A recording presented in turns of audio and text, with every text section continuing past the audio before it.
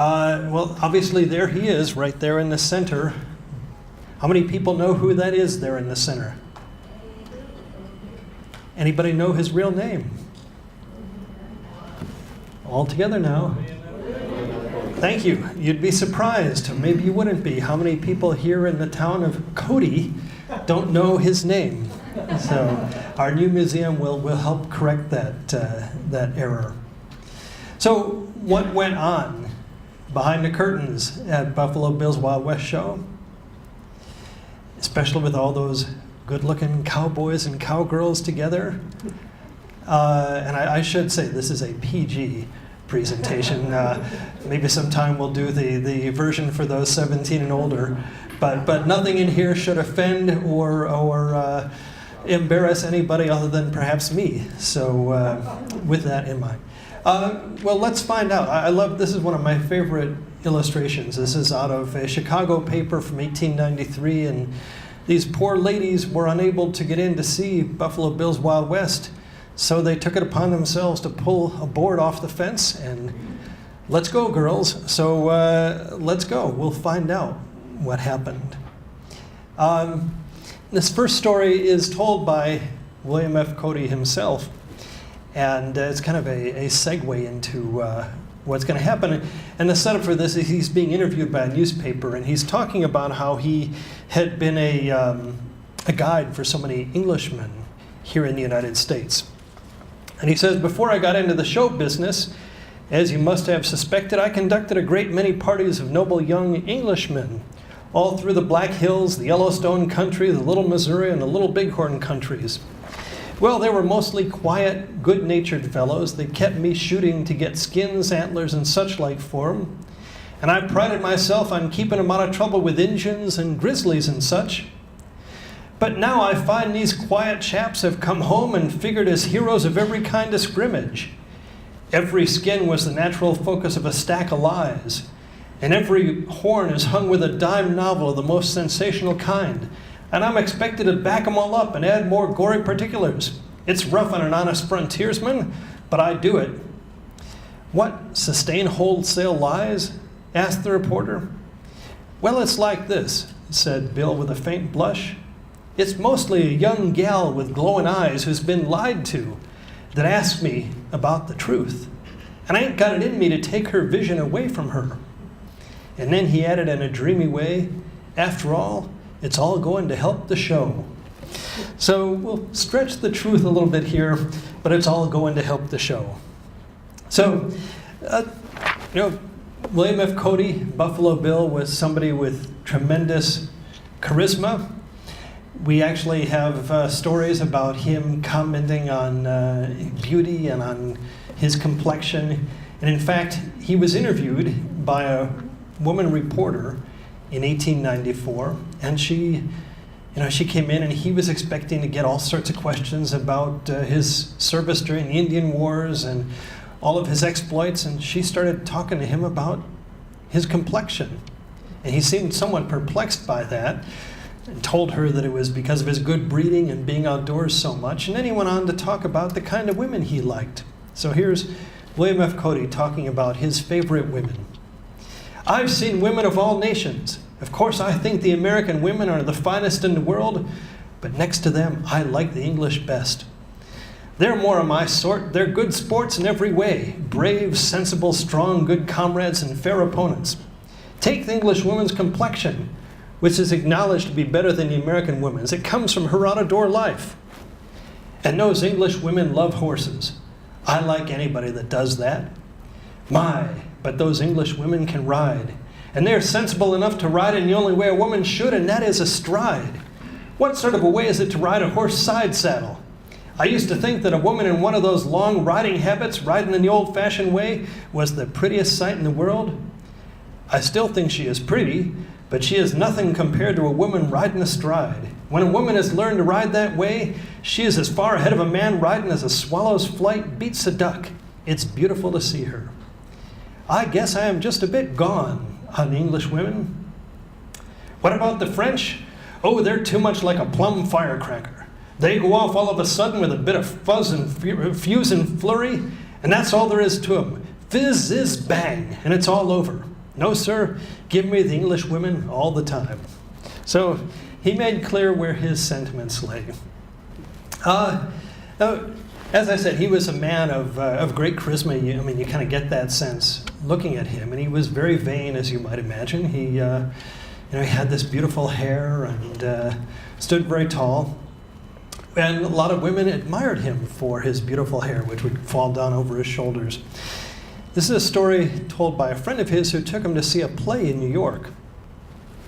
Buffalo Bill attended a performance of The Office Boy at the Victoria Theater last night, and between the acts went behind the scenes to have a chat with his old friend, the comedian Frank Daniels. He was standing just inside Mr. Daniels' dressing room when Eva Tangway, the star of the show, passed by and saw him. That's her on the right. She was a young girl about 18 years old. "I'd sure like a lock of that hair for a souvenir," the little actress declared to one of the chorus girls. "Dare you to cut it off," ventured the girl. The girl brought a pair of scissors, and Miss Tangway cautiously stepped up behind Buffalo Bill, selected a wisp that stuck out from behind the hairpin, and snipped it right off. The hero of many Indian battles clapped his hand to his pate and turned just in time to see the smiling face of Miss Tangway disappearing in the wings. "Thunder and rain in the face," he yelled, shaking his fist good-naturedly at the retreating starlet. "Why, if you were a man, I'd have your scalp." Turning to Daniels, he asked, "Is it much?" vainly trying to get an angle on a looking glass. "No, not very much," replied the comedian. "You've still got one left." So in this case, he did escape with his reputation intact and missing one hair. So, there are, of course, all sorts of stories about Colonel Cody being a womanizer.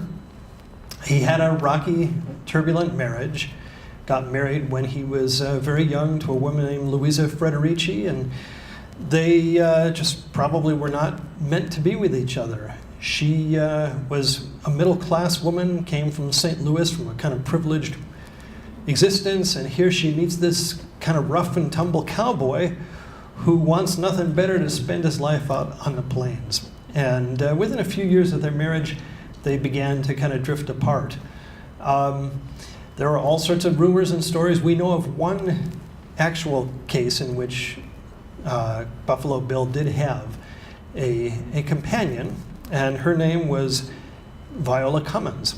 Viola Clemens, excuse me, that you see her on the left. And here's the story that was told in the Denver Post on October 1898, on the eve of Miss Clemens' wedding to a man named Howard Gould, who was the son of Jay Gould, one of the wealthiest men in the world. All the world knows Colonel Cody. From the day he won his title by killing buffaloes up to the present, Buffalo Bill has been the ideal of young America, the hero of the West. But this was the man to whom fate was sending sorrow.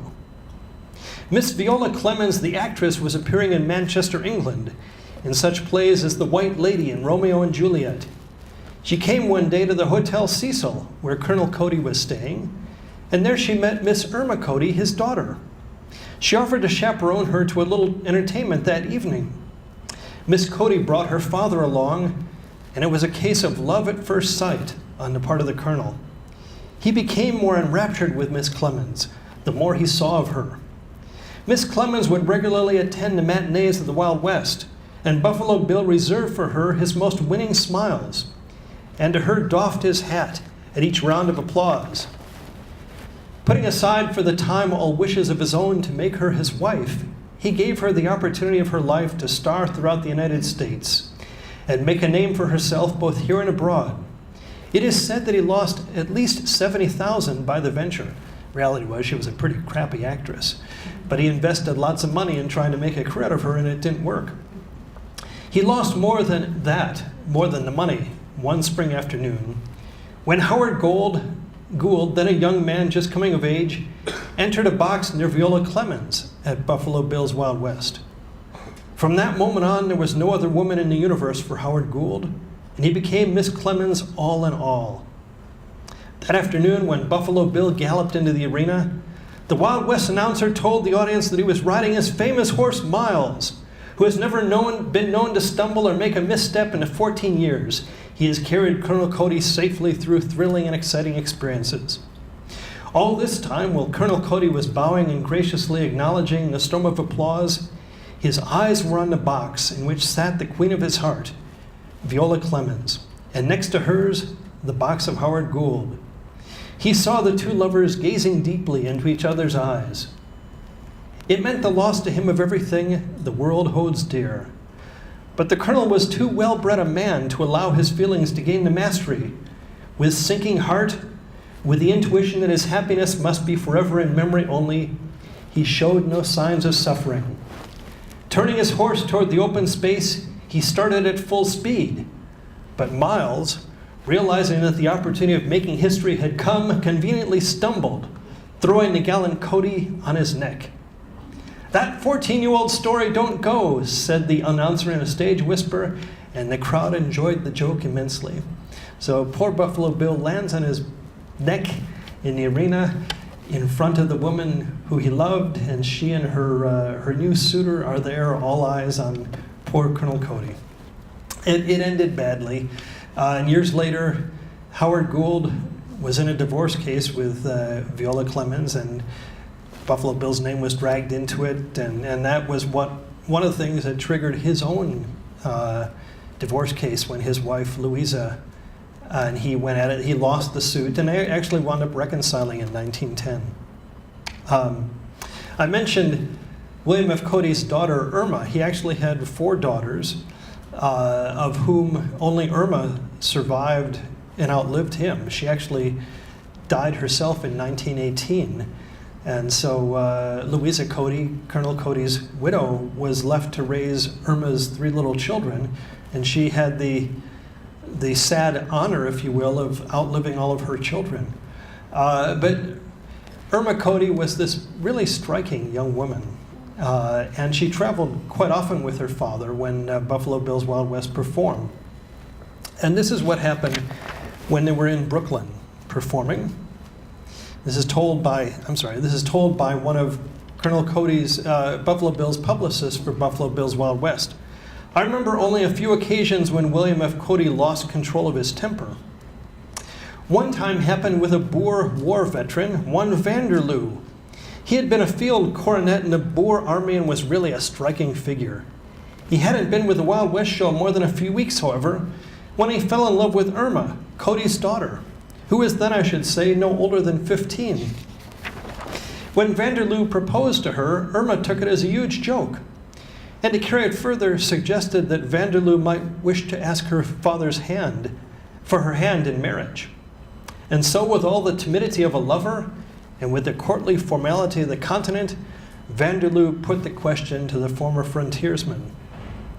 Now, Vanderloo may have been prepared for a rebuff, but certainly he did not foresee the cyclone of abuse he raised in Irma's father. It is related that what Cody said to him was worthy of the composite efforts of all the old Mississippi steamboat captains and boss canvasmen combined. Poor Vanderloo emerged from Cody's tent as white as a sheet, and for days afterwards he went about his work like a man who had been flitting with ghosts. So you didn't mess with Irma, certainly not on the Colonel's watch. My daughter, who is the same age, went on her first date yesterday, so I kind of know how the Colonel feels. So, one of everybody's favorites, certainly in Buffalo Bill's Wild West, is Annie Oakley. Picture on the left is one of my favorite photographs of her, showing her as a young woman. She's probably about 18 in that photograph. And on the left is a man named Frank Butler, who met her in 1881 when she was known as Phoebe Ann Moses. And he sent her this little poem. "There's a charming little girl, she's many miles from here. She's a loving little fairy, you'd fall in love to see her. Her presence would remind you of an angel in the skies, and you bet I love this little girl with the raindrops in her eyes." Well, what happened with the two of them? Let's find out. This is a story told by Annie Oakley in her unpublished autobiography about how she and Mr. Butler, who was a sharpshooter who traveled around the country making appearances at places, how the two of them went head to head. Butler would go out and he would challenge locals to come and try competing against him, and the winner would get a cash prize. And so usually, all these guys would come out and show their stuff or try to, and Frank Butler would beat them hands down. Well, one day, Frank Butler's manager said, "Hey, I've got somebody who wants to go up against you." And manager told Butler it was this young girl. And Butler kind of laughed about that and said, "Well, bring her on." Well, here's what happened. Spectators flocked in on all sides. The scores kept even. Mr. Butler's 25th shot, and I should say they were shooting at clay pigeons here.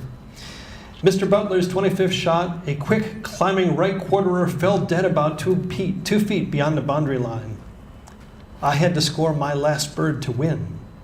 I stopped for an instant before I lined my gun. I saw my mother's and my auntie's faces. I knew I would win. And she did. She beat him, won $100. I was a happy girl when Mr. B placed me in the backseat of the carriage beside my mother. He gave us tickets for a real show. I was to see someone else shoot. Butler gave her tickets to come see him perform. The theater show happened in September. At Christmas, there was a box of candy. You see, I had seen a fine French poodle named George the night we went to the theater. George had brought a piece of apple that his master had shot from his head and laid it before me. Well, I just had to send greetings to George, and George sent me back a box of candy. Well, what fools we mortals be.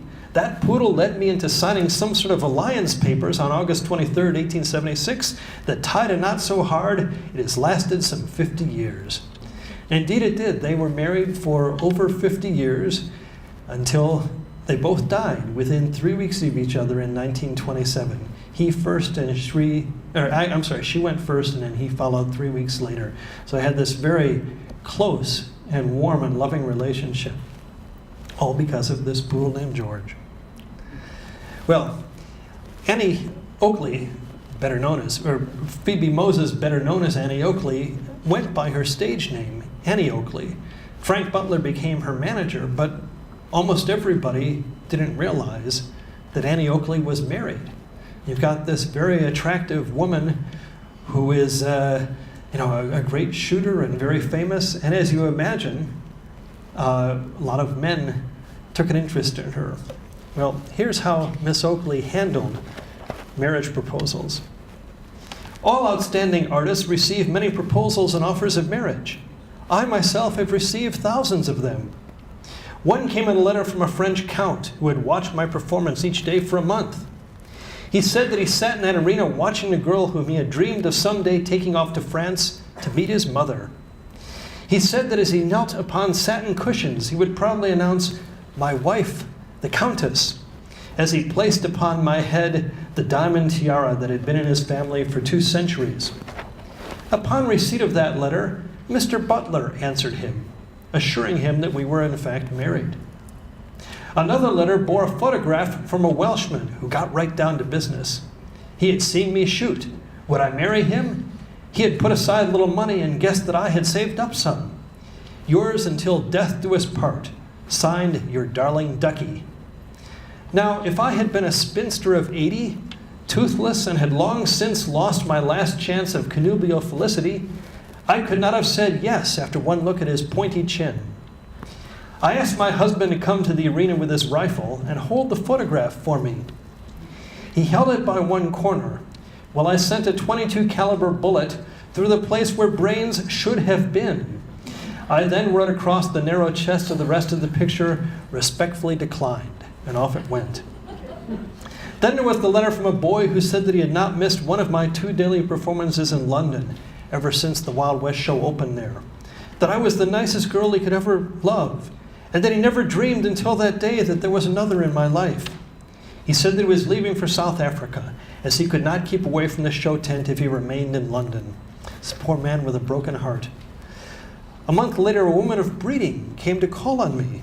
She was the mother of the boy. She looked me up and down, kissed me, and said, "I knew that my boy would never love any girl who is not of the highest type." So she had lots of suitors, but she remained true to Frank Butler for their entire life. A lot of people wonder about whether Colonel Cody and Annie Oakley had something other than a professional relationship. Never seen any evidence of that. He treated her as almost as a daughter, and she treated him almost as her father. She had lost her father, and he became kind of like a father to her. And they had this very warm but always professional relationship. Well, in 1891, there were newspaper reports that Annie Oakley had died of congestion. And Cody, the show was appearing during the summer, so Cody was not there, read about this in the newspapers and was devastated by this. And that's his note to her, to Frank Butler, when he learned that it was not the truth, that the reports of her death were greatly exaggerated. And he wrote, "Well, my dear little girl, I actually cried when I first heard of your death. Then I got to thinking it over and made up my mind it was not so. Cabled Frank, but received no answer, and knew full well if our Annie had died, Frank would have cabled me." Turned out there was a singer named Annie Oatley, O-A-T-L-E-Y, who indeed was performing in Argentina. And she died of pneumonia, and the newspapers got it mixed up. But Cody nearly lost the person who was one of the people he loved more than anybody else in the world, but always as a daughter. The sharpshooters were an interesting bunch. And there are some interesting stories about some of the relationships between the men and women who were sharpshooters with Buffalo Bill's Wild West. Dateline, New York Times, November 5th, 1904. Will not be husband's target. Mrs. Charles A. Richter of this city has applied for a divorce from her husband because he insists on shooting glass balls from her head with his rifle. Richter is an expert shot with Buffalo Bill, doing his William Tell act. Richter claims that to keep his hand in it, he must practice with his wife as a target, and Mrs. Richter objected. She claims that her nerve is not sufficient to allow her to live with a rifle expert. Well, I would guess not. Imagine if you were married to somebody who said, "Honey, stand up, put this apple on your head, and hold still." Their marriage, unfortunately, didn't last long. Then there was this interesting case of the cowboy Jim Kidd and Lillian Smith, who was one of Annie Oakley's rivals. Again, New York Times, 1889. His romance is played out. At the time of the first appearance on Staten Island of the Wild West show, James G. Willoughby, otherwise known as Jim the Kid, became enamored of Miss Lillian Smith of California, a champion rifle shot, who was also attached to the show. A romantic marriage was the result, with Justice Hulseless officiating in the tent of Buck Taylor. A few friends who were in on the secret were present, while the father of Miss Lillian was watching outside eagerly with a gun in his hand to shoot the kid, as he was very much opposed to the match. Well, they sneaked out the back of the tent and escaped. After the marriage, the bride was taken by her parents to Connecticut, and not until several attempts did the groom finally, by stratagem, succeed in regaining her. The couple have remained with Buffalo Bill ever since. But it now appears that jealousy has invaded the family in France. Justice Hulseless is in receipt of a letter from Paris in which the husband says that his marriage life is a failure and asks advice as to the manner of procuring a divorce. Under the peculiar circumstances, Justice Hulseless does not know what advice to give to his client. I mean, here you've got this guy who marries somebody in a tent, then the husband or the father is about ready to shoot him, and they go off and they want to get divorced, and he doesn't know what to think. So, the Buffalo Bill's Wild West, of course, had its troupe of not only cowboys and cowgirls, but Native Americans. And this is a very touching story told by a man, a Sioux chief named Protect the Mountain, who is known as the greatest artist in the Indian world. These are some of his ledger drawings, but also as the Indian who has the greatest number of wives, 22, and who was interviewed and asked to account for this. "What do your people think of you for having so many wives?" I asked. "They give me the prize first for beating the record in stealing wives. Then I get a prize for my pictures each year," he replied. "What? Did you say you put your wives away just to keep ahead in the number?" "I always saw pretty girls that I could get. I had an eye on a girl all the time, and a wife knew that if she displeases me, I will take another. I like the wife I have now and would be very unhappy to lose her. She is young and the shining light of my teepee." "I have no husband," remarked the reporter. When the interpreter had explained what I said, Protect the Mountain put down his pencil and gazed at me in astonishment. "You no husband? Then you will never have one. I like women from 20 to 22. No one will have you now." The old man gazed at me critically. "No, your hair is very ugly. It is frowsy and uncombed. I will not throw my Indian wife over for you." It was evident that I had proposed to the Indian artist and had been refused. My fright was appeased to a great degree by the refusal, so we continued. "How do the Indians manage?" I asked. "You seem to beat the record in getting wives in your country." The artist laughed and handed over 2 pictures, one of a courting couple and the other of a pair of accepted lovers. The accepted lovers had the shawl to hide their demonstration. The courting couple announced to the world that they were to be married by their bold affection. "There is much difference between Indian lovers and white men lovers," the artist explained. "Here is a lover telling his girl that he is rich, has much money, and land and horses. He is a white man. Only white men brag. He holds the shawl up to hide his arm, which he has slipped below around her waist. White man hides his arm because he fears the women will run away, and then he does not want his brother to know that he put his arm around her or made love to her. But we Indians never hide our love behind our shawls." So, open signs of affection were what enabled Protect the Mountain to get 22 wives. There's a tip for you if you have a shawl. Well, there were also other members of Buffalo Bill's Wild West, including a troupe of Riffian Arabs that started performing in the early 1890s. One of them was a sheikh, Sheikh Haj Tahar, who, along with Protect the Mountain, had several wives, including his wife Zahar Ben Tahar, who was interviewed in 1894 and told this story about her experiences with Buffalo Bill's Wild West. And I should say they were performing in Brooklyn at the time. "I have been to New York. I went to a great bazaar called Macy's, far greater than any in Tangiers. It was hard for the imagination to understand it. I saw cars that were without anyone pushing or pulling, and I thought there must be devils inside. I did not go on them, but on a railroad high in the air. I was afraid it would fall down, but it did not. At Macy's, the people stopped buying to look at me. They all came about us so that we could not pass. Everywhere were women's faces, so many that I could not tell whether any of them were beautiful. The women crowded around me so that I could not hear or move. They talked to me, but I did not know what they said. Their voices sounded like the voices of the birds that talk that we have in our country. I just kept saying, 'Arab, Arab.' The women pushed each other and used their elbows. At last, some of the men of the store rescued me and the Arab boy. There with a boy as her companion. And we were taken to the Oriental part to buy Oriental rugs. There I found much goods that I recognized. We bought much. It was about 3 o'clock in the afternoon when we went out to go home. But we got on the wrong railroad and it took us far off to Harlem. All I could say was, 'Buffalo Bill, Buffalo Bill,' and no one understood me. It was 1:30 in the morning when I got back to this place. The sheik had been running everywhere like mad, looking at me. 'Oh, where were you?' he cried.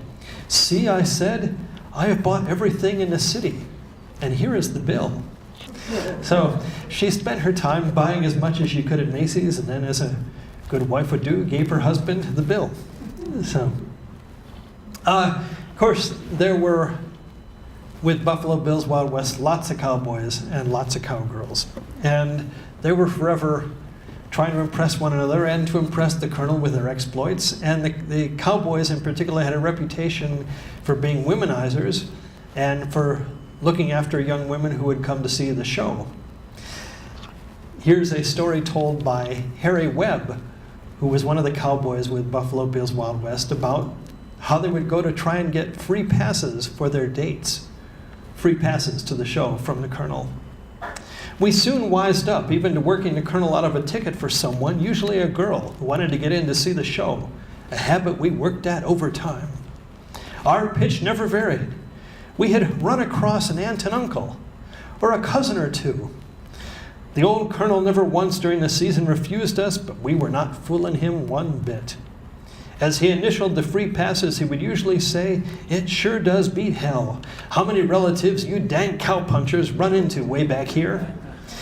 But I remember one time my pal, George Gaspipe Mulligan, toddled up to the colonel's office so pie-eyed drunk he had to hang onto the door casing.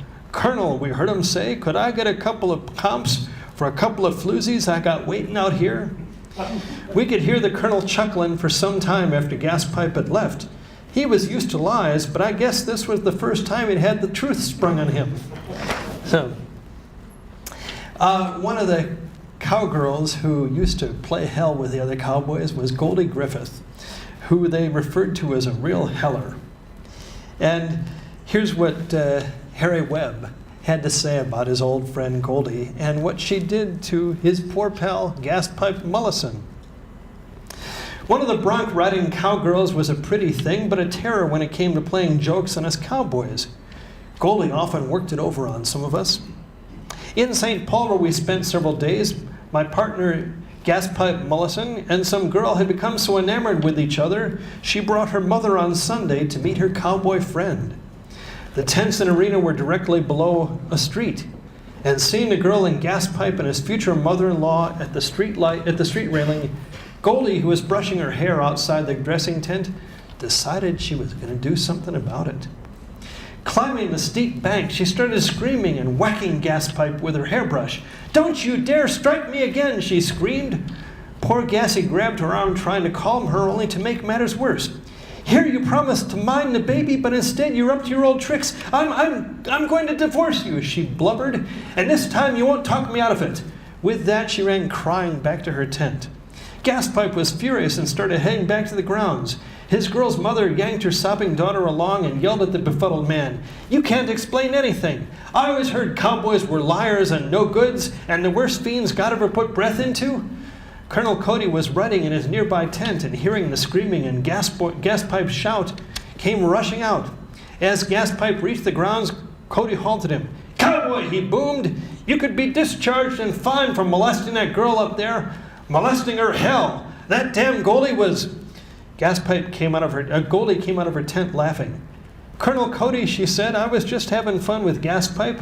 I'm sorry if I scared his girl and her mother out of their wits." "Goldie," said Gaspipe, still so mad he was slobbering, "if you ever pull that on me again, I'll twist that blanking pretty head of yours off. I'll pull it out by the roots. And I swear to God I mean it." Now, the colonel interceded, "let's get this straight, and in the meantime, try to be a little gentleman around ladies." After Gaspipe calmed down enough to explain matters, the colonel lit in on Goldie. "Goldie," he roared, "that was not nice of you, and by Godfrey, I'll catch you interfering. If I catch you interfering with my cowboys again, when they're lucky enough to get themselves a Jane, why, I'll sock a fine on you that'll curl your hair." Famous last words of the colonel, but he always watched out for his cowboys and his cowgirls. So Goldie caused him no shortage of trouble. There's a jacket there, a beautiful jacket, that was presented to this cowgirl, Ida Craver, by Colonel Cody. And she tells a story about how he gave her this jacket, and it caused a lot of the girls to be jealous of her because of this jacket, and the other girls, she said, didn't love her. You know, he did have his favorites, and in fact, that lithograph there that shows the cowgirl riding the steer, that's Ida Craver, who Cody hand chose to be on there. Here's one of my favorite cowgirls. This is Annie Schaffer, who had a reputation as being the first woman to ride a bucking bronc at the tender age of about 15 down in her native Texas. She was interviewed in 1907 by a female reporter from the New York Evening World. "I summoned Miss Schaffer from her dinner between performances of Buffalo Bill's Wild West to tell me all she knew of the ungentle art of breaking broncs and of the gentle art of breaking hearts. Small and slender and 22, with a pompadour of light brown hair topped by a spangled sombrero, and wearing a vivid red and green silk waist that suggested a lettuce and tomato salad, Miss Schaffer's appearance suggested that she might know as much of the latter, that is, breaking hearts, as she did of the former, which is breaking horses. I had marveled the night before to see this little 15-pound wisp leap on the back of a wild horse that looked and acted as if he had just swallowed a stick of dynamite, and stay there serenely smiling, while he decided alternately that she was a mole and wanted to burrow through the earth. And I decided then and there that a 22-year-old girl who knew so much about managing wild horses might have something interesting to say about managing men. She did. To manage a bucking horse, confided the older woman bronc busker, you've got to make him believe that you're his master. To manage a man, you've got to get him to believe he's yours. Both of them have to have a slack bridle. Yet you say men are harder to manage, I reminded her.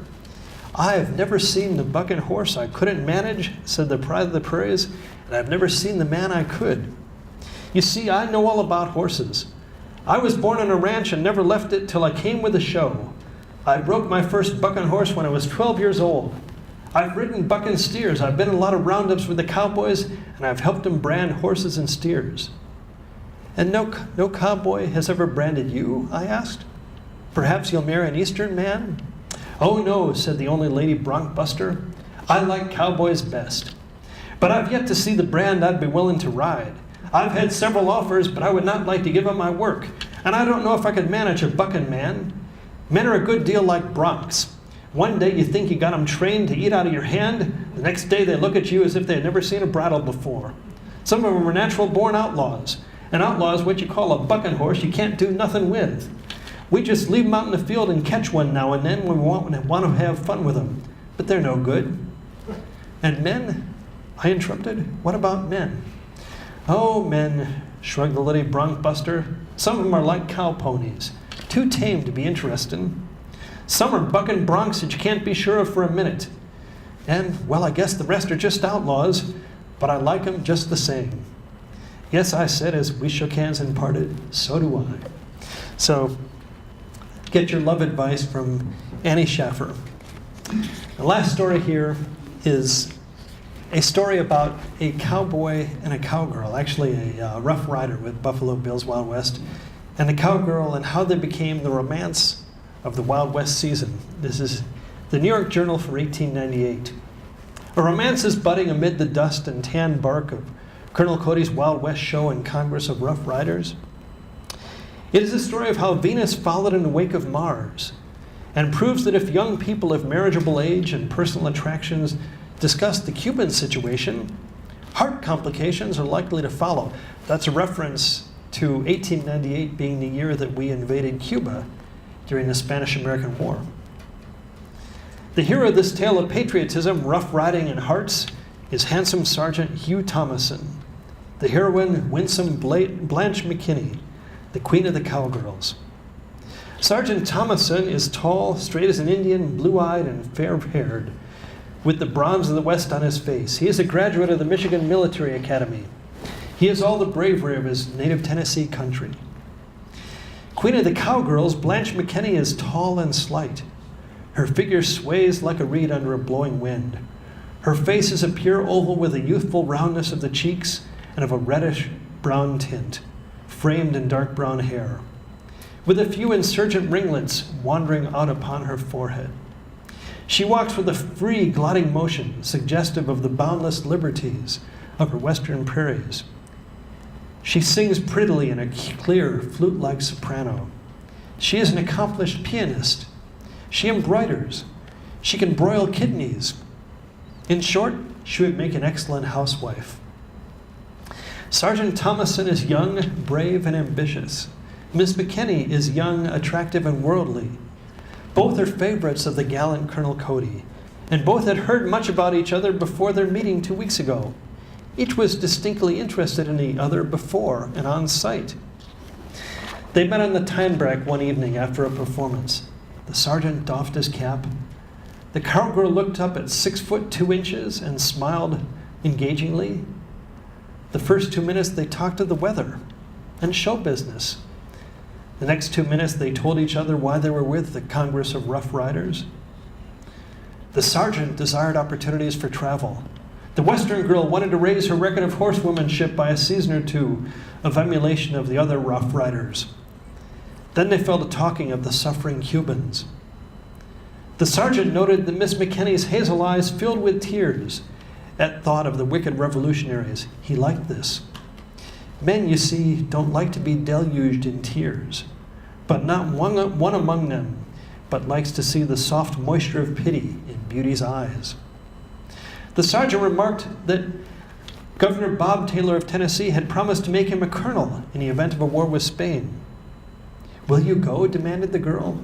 Go? The soldier folded his arms and looked upon her from his lofty height. Do you take me for a coward? Of course I'll go. Miss McKinney clapped her hands. Very small, well-manicured hands they are, though they have handled a lasso. She made an offer on the spot. No, not an offer of marriage. Miss McKinney is very conventional in her view of matrimonial advances. Miss McKinney instead offered to give Jay Grego, her stallion, to the sergeant if he went to battle with the Spaniards. I will ride Jay Grego at the head of my regiment, he promised, and I will have my hair cut close, wear a boy's suit, and ride Jay Grego's sister to battle, said Miss McKinney. The soldier and the cowgirl clasped hands. Sergeant Thompson's clasp must have been extremely cordial, for when the girl of the plains drew her hand away, blushes chased each other over her cheek and brow. Everyone in Buffalo Bill's Wild West smiles in approval. The married members smile reminiscently, the unmarried anticipatingly. Sergeant Thompson and Miss McKinney are furnishing the romance of the Wild West season. Sergeant Thomason longs for the opportunity a war with Spain will afford to men such as himself. Granted opportunity, he will ride to the front of the battle on Jay Grego, Miss McKinney's pride of horses. And if he returns, the Wild West show people believe, he will receive the sweetest prize of all, Blanche McKinney's charming self. Well, sadly, he never returned. He went on to greater things. In fact, he became a good friend of Edgar Rice Burroughs, the man who wrote Tarzan. We don't know what happened to her, if she ever got married or not, but again, romance bloomed, if only for a short time, in Buffalo Bill's Wild West. So, as we end on that note, and as you begin to head out yourselves, and you see the setting sun of the west, I hope you'll find some love in your hearts, turn to the one you're with, and express that. And it's with a lot of affection I say thank you.